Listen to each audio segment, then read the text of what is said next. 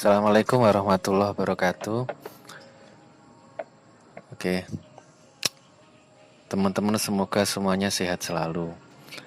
Em, Materi ini teman-teman nanti bukan mereview ya.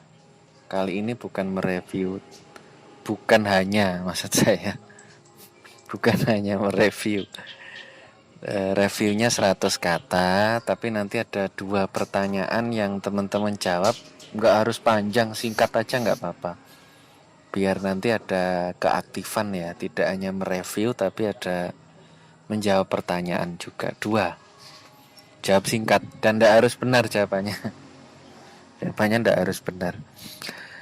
Oke, selain itu nanti jadi gini, review 100 kata, menjawab 2 pertanyaan di komentar YouTube. Nanti juga dikirim ke PJ dan saya. Jadi tidak hanya di komentar tapi juga dikirim ke PJ dan saya.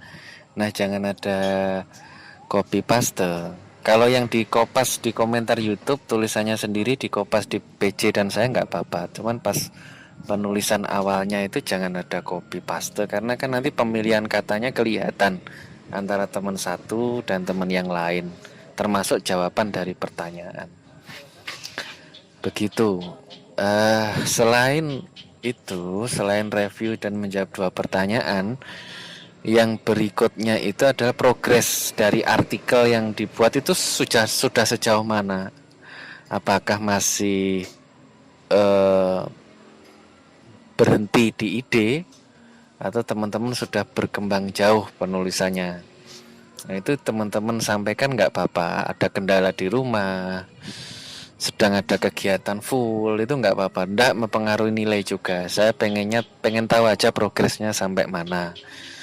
Kalau yang sering saya jabri ke teman-teman kan ya sehari 50-100 kata plus tambah 1 referensi yang dibaca. Kalau nggak gitu di pembelajaran online itu beratnya kalau nggak aktif nulis atau kemudian nggak aktif berkarya kolaboratif itu indikator pembelajarannya agak kurang gitu. Karena kan kalau pembelajaran online itu kan verifikasi pemahaman sama kolaborasi karya. Itu titik tekan dari kuliah online. Kalau ceramah itu kan nanti udah habis waktu dan belum tentu paham aktif dan paham juga. Nah, kita membahas tentang azas, sejarah, dan kekuatan jurnalistik. Ada 4 azas dalam kode etik baru yang harus dipahami wartawan. Yang pertama demokratis. Di sini ada poin-poin yaitu berimbang, independen, dan proporsional. Jadi berimbang, independen, dan proporsional itu media karya jurnalistik itu tidak hanya sebagai corong pemerintah tetapi juga kontennya itu sebagai aspirasi dari harapan, keluhan, keinginan dari masyarakat. Kalau di dalam talkshow itu biasanya menghadirkan narasumber A dan B, tidak hanya A saja, tapi ada A dan B sehingga menghasilkan C, kredibilitas. Nah, yang kedua azasnya profesionalitas. Jadi penyajian berita itu terkait update, aktual, faktual, dan lain-lain. Ketiga itu azas moralitas. Wartawan tidak boleh sombong, tidak boleh menerima suap, tidak boleh mendiskriminasikan seseorang, kelompok, komunitas, lambang, logo tertentu. Keempat adalah azas supremasi hukum. Wartawan harus taat pada hukum dan menghormati azas praduga tak bersalah. Sehingga kemudian muncul fairness. Tidak ada trial by the press, tidak ada peradilan oleh pers. Nah, hal-hal ini yang harus kemudian difahami oleh jurnalis atau wartawan. Kalau kita mengulik sejarah ya, referensi dari beberapa penyampaian teman-teman yang disampaikan sebelumnya, ini hanya referensi. Dari sejarah itu kalau kita ngomongin media cetak itu surat kabar pertama itu Batavia yang menyajikan rubrik periklanan dan perdagangan. Kemudian ada surat kabar pertama Medan Priayi yang milik Pribumi. Muncul kemudian beberapa yang lain seperti Medan Rakyat, Merdeka, dan lain-lain. Itu tahun abad ke-17. Nah, pada masa Jepang, kantor berita Antara itu diganti Yashima. Pers nasional tidak pernah berhenti dari pengekangan. Karena gini, pers nasional itu setiap media itu punya agenda media kan. Agenda media itu dibuat agenda setting. Agenda setting itu menghasilkan agenda media. Kemudian dari agenda media itu kemudian muncullah framing, pembingkaian berita. Sehingga dari media itu bisa mengintervensi salah satunya kebijakan publik, muncullah perda dan macam-macam. Sebenarnya media punya peran di situ sebagai sebagai pelaksanaan fungsi demokrasi. Jadi kalau ada 4 pilar, ada yudikatif, legislatif, kemudian eksekutif, maka pilar keempatnya itu adalah pers sebagai penyambung dari pemerintahan, kemudian dari birokrasi, dari lembaga sampai kepada institusi dan juga rakyat, komunitas-komunitas yang ada. Itu menghubungkan semuanya. Jadi kenapa ada pengakangan di era pers nasional, di era penjajahan maupun Orde Baru? Itu karena agenda media itu lebih kepada perjuangan dan juga kebebasan berekspresi. Sehingga jika ada hal-hal yang kira-kira kurang berlawanan dengan pemerintah, maka terjadi pengekangan. Maka akan terjadi pengekangan. Maka tahun 68, Dewan Pers itu dibentuk sesuai amanah Undang-Undang Nomor 11 tahun 66 tentang ketentuan-ketentuan pokok pers yang fungsinya membantu dan mendampingi pemerintah dalam membina tumbuh kembang pers nasional dengan diketuai oleh Menteri Penerangan. Nah, di sini ada catatan penting nih. Ada perubahan fundamental terjadi setelah reformasi dengan berubahnya fungsi Dewan Pers. Itu tidak lagi menjadi pendamping pemerintah. Jadi saya ulangi, fungsi Dewan Pers tidak lagi menjadi pendamping pemerintah, tetapi menjadi pelindung dalam kemerdekaan pers. Ini diperkuat oleh saat eranya Gus Dur, di mana beliau membubarkan Departemen Penerangan, sehingga secara otomatis Dewan Pers Nasional itu tidak lagi diketuai oleh Menteri Penerangan. Maka muncullah Dewan Pers yang independen tanpa wakil dari pemerintah, sehingga bisa menyuarakan aspirasi, menyuarakan harapan, menyuarakan keluhan dari masyarakat dan juga rakyat, tidak hanya sebagai corong kebijakan dan program pemerintah.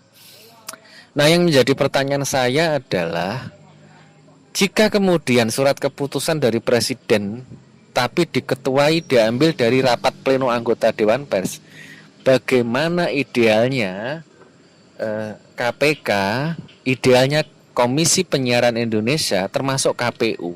Ada informasi untuk KPU sekarang itu PNS yang mendaftar di KPU itu harus berhenti jadi PNS. Kalau dulu kan cuti dulu tuh. Jadi di KPU, kemudian kalau sudah selesai di KPU bisa kembali ke PNS. Kalau sekarang enggak. Khusus untuk KPU itu harus berhenti. Karena apa? Kalau masih terlibat PNS, maka masih sebagai pendamping program pemerintah. Takutnya tidak ada fairness, tidak ada keadilan, ditakutkan nanti berat sebelah, tidak ada netralitas dalam penyelenggaraan demokrasi di Indonesia. Nah, pertanyaan saya satu, bagaimana dengan KPK? Bagaimana dengan KPI? Proses rekrutmennya dan juga bagaimana pendapat teman-teman Dewan Pers saat ini. Nah, ini teman-teman boleh memberi gambaran seperti apa. Nah, kita lanjut ya. Nah, kemudian Persatuan Wartawan Indonesia itu lahir 9 Februari 46 yang akhirnya menjadi patokan peringatan Hari Pers Nasional. Nah, Dewan Pers mempunyai tanggung jawab dalam membuat rumusan standar kompetensi PBI, AJI, ITSTI, dan bekerja sama dengan beberapa perguruan tinggi dalam pelaksanaan uji kompetensi bagi wartawan. Itu diperkuat dengan adanya peraturan pemerintah nomor 10 tahun 2018 tentang Badan Nasional Sertifikasi Profesi yang dilaksanakan oleh LSP, Lembaga Sertifikasi Profesi, yang sudah dapat lisensi dari BSNP. Jadi kalau kita ngomong media itu didampingi, dipayungi oleh siapa, ya didampingi oleh Dewan Pers. Wartawan itu bagaimana meningkatkan uji kompetensinya, bagaimana meningkatkan profesionalitasnya, ya BSNP, ada LSP, Lembaga Sertifikasi Profesi, yang akan menjamin profesionalitas dan juga melindungi wartawan. Itu ya. Nah, sekarang setelah kita membahas tentang azas, kita membahas tentang sejarah, kita membahas tentang kekuatan jurnalistik, pentingnya jurnalistik dan kekuatannya itu dari akurasi, kebenaran, kedalaman sebuah berita. Itu merupakan hal yang sangat penting dalam jurnalistik. Akurasi menjadi esensi menurut Bill Kovacs dan Tom Rosenthal dalam bukunya 9 Elemen Jurnalistik. Nah, kasus kesalahan informasi, salah info itu biasanya sering terjadi di dunia jurnalistik, utamanya jurnalistik online. Karena upaya mengejar update, jadi bukan akurasi berita tapi ngejar cepet-cepetnya tuh. Ngejar update info. Biasanya citizen journalism ya, di media sosial ada info apa langsung share gitu. Nah, ini yang perlu ditabayunkan, yang perlu kemudian dipikir ulang apakah benar-benar informasi itu benar-benar akurat. Kalau yang belum diberitakan namanya hoax, kalau yang sudah diberitakan namanya fake news. Nah, mempertimbangkan konten yang benar-benar akurat. Jurnalisme tradisional, nah ini beda lagi, membahas tentang media cetak, TV dan radio, yang kemudian bergabung konvergen dengan media baru. Ini cukup membantu mengukur akurasi pemberitaan sebuah media.